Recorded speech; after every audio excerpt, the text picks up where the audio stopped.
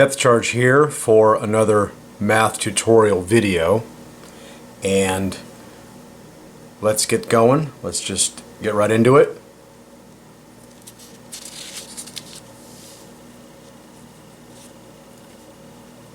Today's topic is PEMDAS, and specifically we're going to do a number of examples that illustrate order of operations, and we've got to make sure that we get this order correct in evaluating expressions. We're going to be using our TA84 calculator to assist us today. PEMDAS stands for parentheses, exponent, multiplying, divide, adding, subtracting. And this order of the letters tells us the order of priority. So parentheses takes the highest priority and then exponent. Well, in number one, we see here that there's an exponent, but there's also this negative symbol. The negative symbol is very, very tricky to deal with. In the calculator, you have to be very careful. This symbol right here, below 3, is the negative symbol. This symbol right here is the subtraction symbol. They're very different in the Texas Instrument calculators. Other calculators, they are not a different button, but in this one it is. This negative symbol is put in like so. Negative, 2, and then the squared button is right there. And there it is. Very simple. You press the enter button and you get it.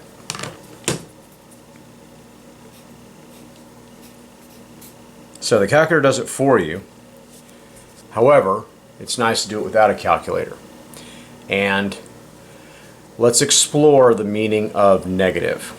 Negative is illustrated on a number line.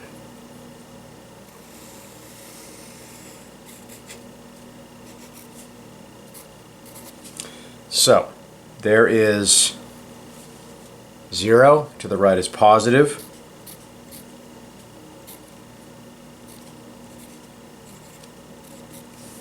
and to the left is negative.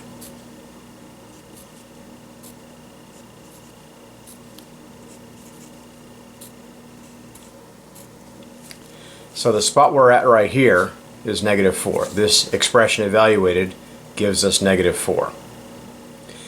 The question is, why is it negative, and why does the squaring take priority? Because what some people think incorrectly is that the negative takes priority over the squaring, and it doesn't. Exponent has a very high priority in PEMDAS. The only one before it is parentheses. What this expression is not is the following. There's the parentheses right here, negative 2 squared. These are very different things. What a negative means is this.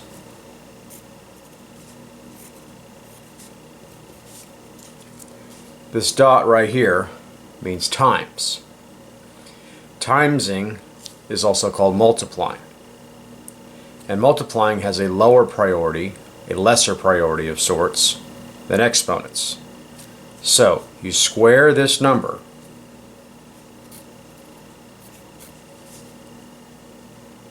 two squared is 4, and then you multiply and you get negative 4. So I did the problem twice just to illustrate order of operations. The final correct answer to this is right there. Negative 2 squared is negative 4. Now, the next problem is actually, I did it on the calculator. But the good news is, it's so simple we don't need a calculator. Parentheses has the highest priority.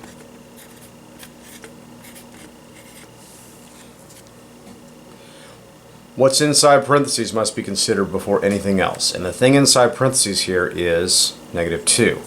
What does squaring mean? The answer to that question is that squaring means to take the thing that's being squared and multiply it by itself. So another way of writing this is as follows. This is what negative 2 quantity squared means. This is a very different expression than the one before it. Now, what does it mean to take a negative times a negative? The answer is you get a positive. And that's it. So that is the answer. Very simple, very straightforward. It's even more simple than the previous one because I took a shorter amount of time to explain it, because it's actually more straightforward in its writing out per se, and you just get 4. So this is a classic illustration of difference in expressions when it comes to parentheses here versus no parentheses there.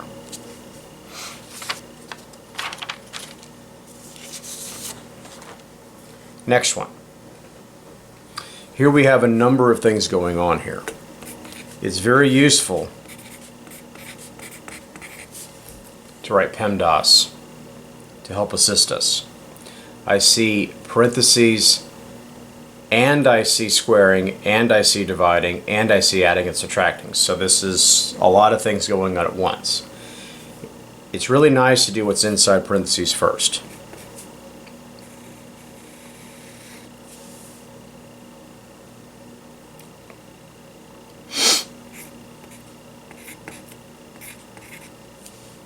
So what I've done here is I have simplified what is inside the parentheses.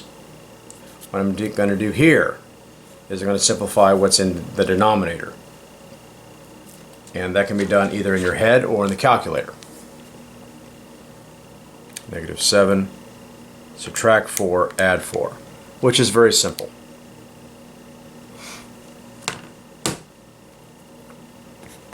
-7.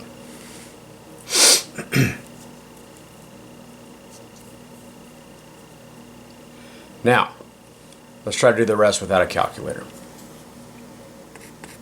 This means to multiply -7 times itself. And there it is. What is a negative times a negative? It's a positive.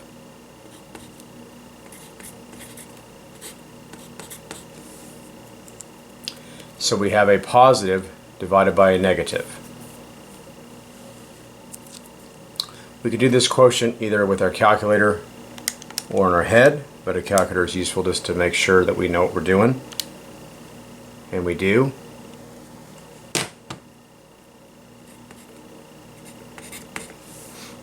And there it is. -7 is our final answer. So notice what I did is I did the top and the bottom totally separate from each other. That is a very useful technique to do.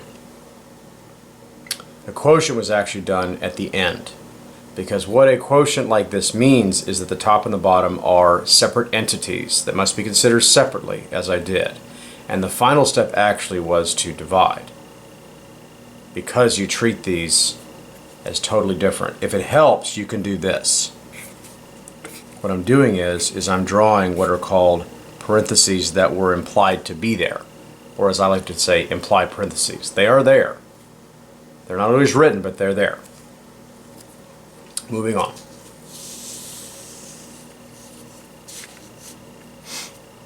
So here we have a much more complicated one. As I said in the previous one, there's this thing called implied parentheses. So if you like, you can rewrite it as such.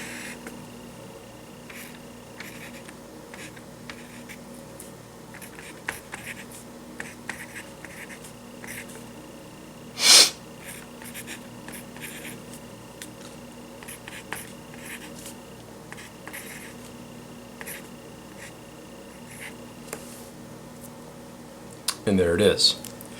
I've done nothing else except write the parentheses.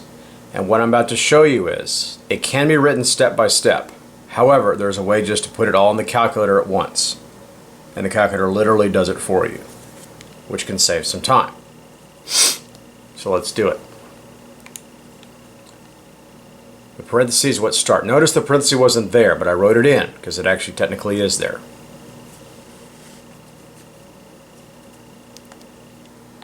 So here's my numerator.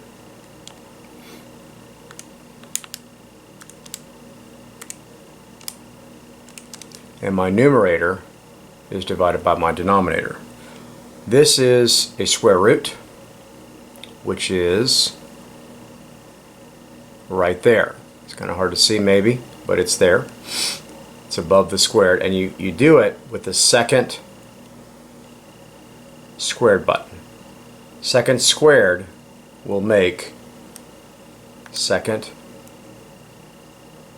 makes that appear, and then when I press the squared button, I'm actually hitting the square root button, and there it is.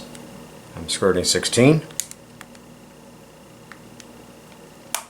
Notice I'm closing out parentheses here because I'm only square rooting the 16. And notice that I have the numerator in its own set of parentheses and the denominator in its own set of parentheses. The dividing takes priority over the adding. So there's no issue with order of operations here. I'm going to hit enter and it does it for me. So I can write my answer as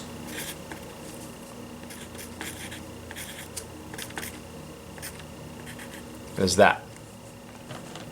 And what this is an exact answer where a repeating decimal is illustrated. This little line right here illustrates the idea that's illustrated here because the 1 technically goes on forever.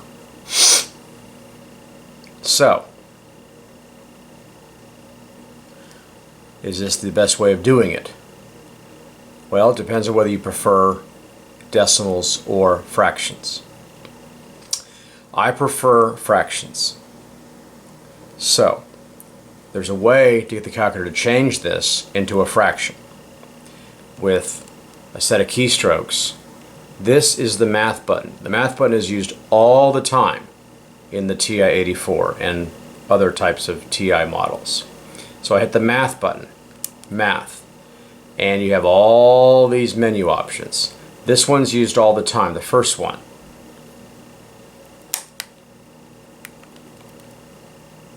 Option 1.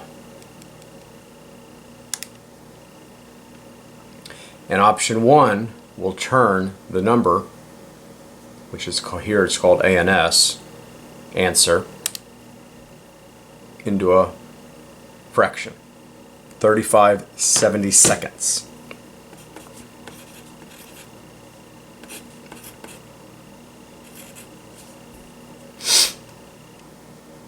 And there it is. What's nice about this is that the fraction is automatically reduced by the calculator. There's never an issue with reducing fractions in the calculator.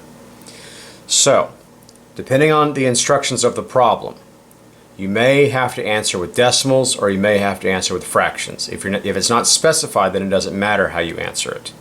However, keep in mind there are rounding issues when you answer with decimals. And if you chose to write your answer as 0.486, then it would technically be correct if you were expected to round. If you're not expected to round, then you have to show this line here and show that the 1 is repeating. With fractions, there's never that issue. But either one is correct, as I've written it here. Last one of the day. Once again, we see lots of things going on. What I'm going to do is I'm going to simplify it a little bit and then put it in the calculator. You can put it all in the calculator once, you can simplify it and then put it in the calculator, lots of choices. There are what's called implied parentheses here, which I'm going to write in. Just like that.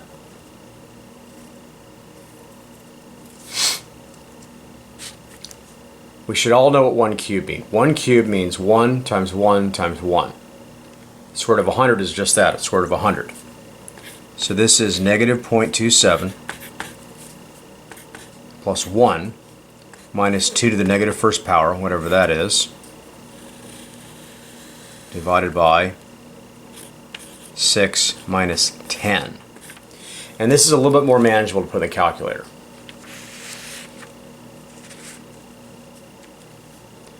Now, I'm going to let the calculator do the rest.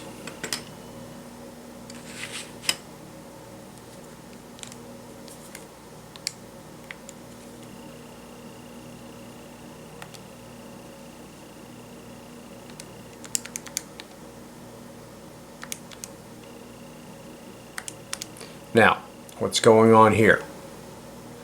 This is being raised to a power. There is a raise to the power button, which is sometimes called the caret button, right there. When I press it, I then put in the exponent. Exponent's -1, and I divide that by the denominator, which is 6 minus 10. Notice I'm putting parentheses appropriately in the calculator to illustrate that the numerator and denominators are separate from each other. The calculator will take it from here by pressing enter, and there it is.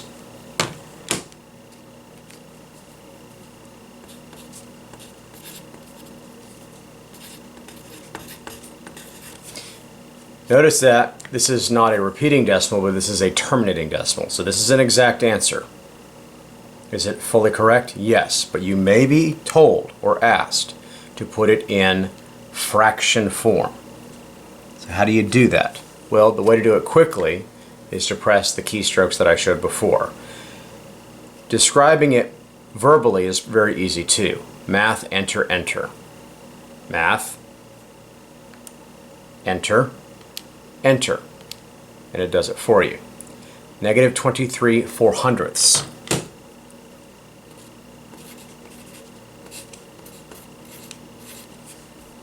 And there it is. Both equally correct. If you're asked to do decimals, this would be your answer. If you're asked to do reduced fractions, this is your answer. And by the way, reducing your fraction is implied. You don't have to be told to reduce your fractions. You must always reduce your fractions. I hope you found this video helpful today. Please contribute to the comments, ask each other questions as needed, ask me questions, and let's keep the discussion going. Depth charge out.